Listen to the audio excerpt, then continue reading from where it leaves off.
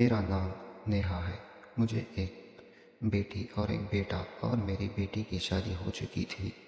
मेरा बेटा काम के सिलसिले से बाहर गया हुआ था। मेरी बहू मेरे साथ थी। मेरे बेटे की शादी होकर 2 साल हुए थे। बेटी की शादी होकर सिर्फ 1 ही साल हुआ था। एक दिन मेरी बेटी सुहाना ने मुझे कॉल करके बोला, माँ, मेरे शौहर की नौकरी चली गई है। अब मुझे मेरी बेटी की परेशानी देखी नहीं गई। अब मुझे उनकी मदद करना होगा। तो मेरी बेटी को मेरे घर आ गई।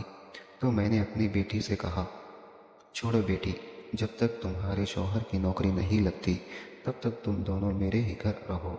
और मेरी बेटी की सास भी बहुत जाहिल थी। उसने मेरी बेटी के ऊपर बहुत जुल्म किया था। तो मैंने अपनी बेटी को साफ साफ बोल दिया, तुम दोनों मेरे घर आ जाओ।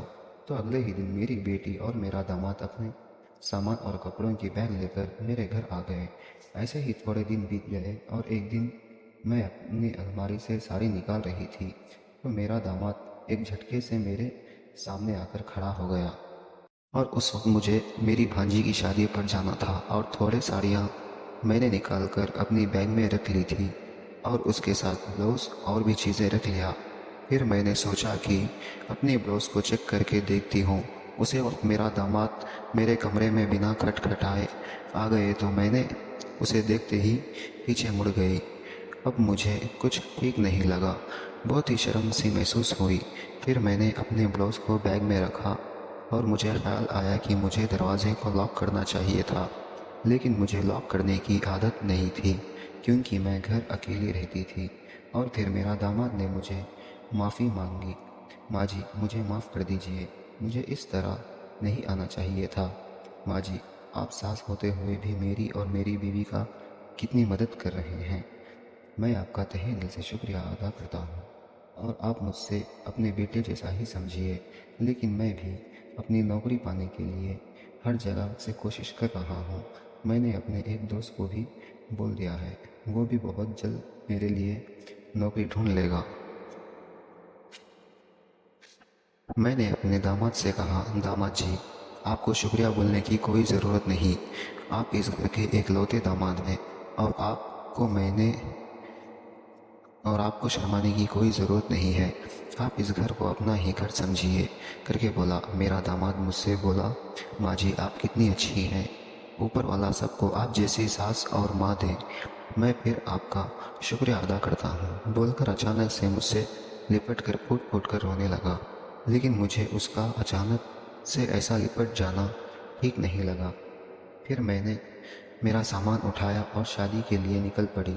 उस वक्त मेरा दामाद और मेरी बेटी घर पर ही थे। पूरे 4 दिन के बाद मैंने शादी गुजार कर अपने घर लौट आई।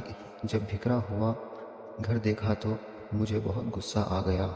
इधर कपड़े फैले हुए थे, उधर सामान गिरा हुआ था और ज़मीन पर पूरा पानी गिरा हुआ था।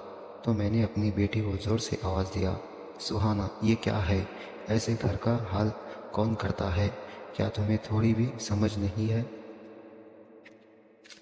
ऐसे बोलने पर भी मेरी बेटी मुस्कुरा रही थी। मैंने बोला, अरे तू कैसी है? मैं तुझे कुछ पूछ रही हूँ और तू बेशर्मों की तरह हंस रही है।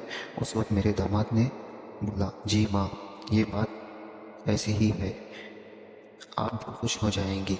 ऐसी क्या बात है, मुझे भी बताओ। तो मेरे दामाद ने बोला, माँ जी आप नानी बनने वाली हैं और मैं बाप बनने वाला हूँ।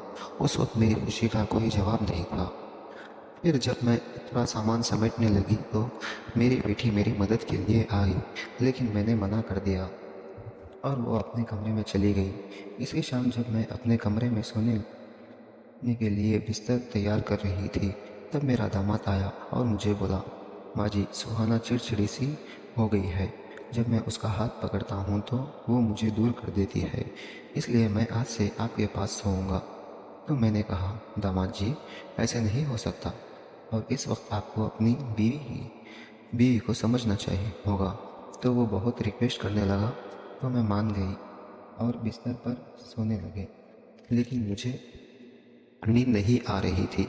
अजीब सा लगने लगा था क्योंकि मुझे मैक्सी में सोने की आदत थी। लेकिन जैसे तैसे नींद लगी। फिर अचानक से मेरी नींद खुल गई और सामने मेरा दामाद मुझे चाय बनाकर जगाने आया। था और बोला, माँ मुझे पता है आपको नींद नहीं आई क्योंकि आपको मैक्सी में सोने की आदत है। कल से आप मैक्सी पहन लीजिए, मैं तब तक इंतज़ार कर लूँगा। तो मैंने सिर्फ सिर हिला के इशारे में हाँ बोल दिया। फिर उठकर काम करने गया तो मेरा पैर फिसल गया और मुझे कमर में चोट आ गई। फिर मुझे उठने भी नहीं हो रहा था। मैंने बेटी को आवाज़ दिया लेकिन वो नहीं आई। फिर मेरा दामाद आकर मुझे उठाया, कमरे में ले गया। फिर उसने दर्द का क्रीम लाई और बोला, माँ ये लगा देता हूँ। तो मुझे अच्छा नहीं लगा लेकिन उसने मेरी बात को नहीं सुना। मेरी कमर पर क्रीम लगाया, फिर मुझे आराम मिला, मैं सो गई। मेरा दामाद मेरी बहुत खिदमत करता लेकिन मुझे अच्छा नहीं लगता था। मैंने अपनी बहू को कॉल किया, उसको घर बुलाया तो मेरी बेटी मुझ पर चिढ़ गई। अम्मा, मेरा शौहर आपकी इतनी खिदमत करता है, बहू को क्यों बुला रही हो? मैंने इस बात पर कुछ नहीं बोला। अपने कमरे की तरफ जाने लगी तो मेरी बेटी और उसके शौहर की बातें सुनकर मेरे पैरों तले ज़मीन खिंच गई। मेरी बेटी उसके शौहर से बोलते हुए, क्या तुम गधे हो? इतने दिन बीत गए, तुमने अम्मा का भरोसा नहीं जीता ताकि वो हमें गांव वाली ज़मीन हमारे नाम कर दे।